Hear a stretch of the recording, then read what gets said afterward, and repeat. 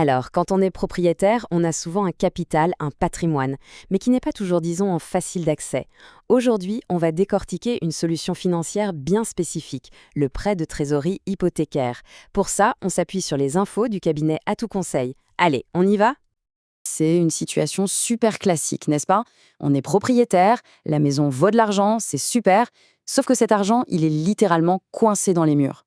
La vraie question, c'est comment on fait pour utiliser cette valeur pour un projet ou même pour un coup dur sans avoir à tout vendre? C'est vraiment ça le cœur du sujet.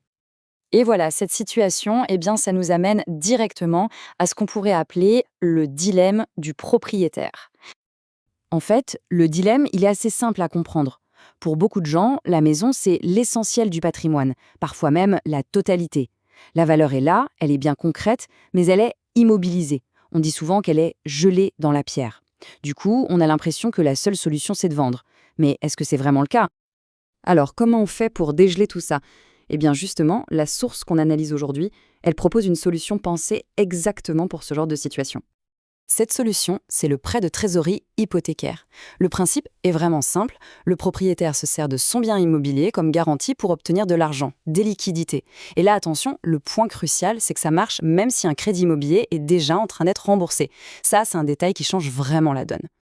D'accord, mais au-delà du principe, ce qui rend ce prêt super intéressant, ce sont ses conditions d'accès. Il y a deux points clés qui sont vraiment mis en avant, on va voir ça tout de suite.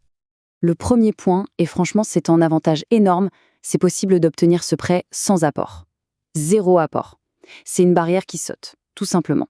Et d'un coup, ça rend un tas de projets possibles. Et le deuxième gros avantage, pas besoin de changer de banque.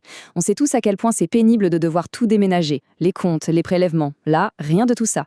C'est un détail, mais en vrai, ça évite un sacré casse-tête administratif.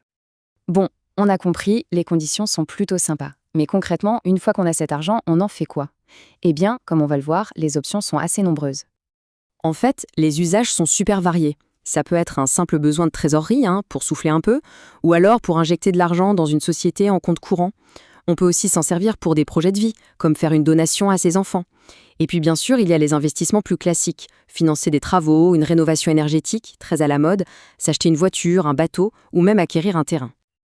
Ok, face à toutes ces possibilités, on peut se demander, mais pourquoi choisir ce prêt-là plutôt qu'un bon vieux crédit à la consommation ou un autre prêt bancaire classique?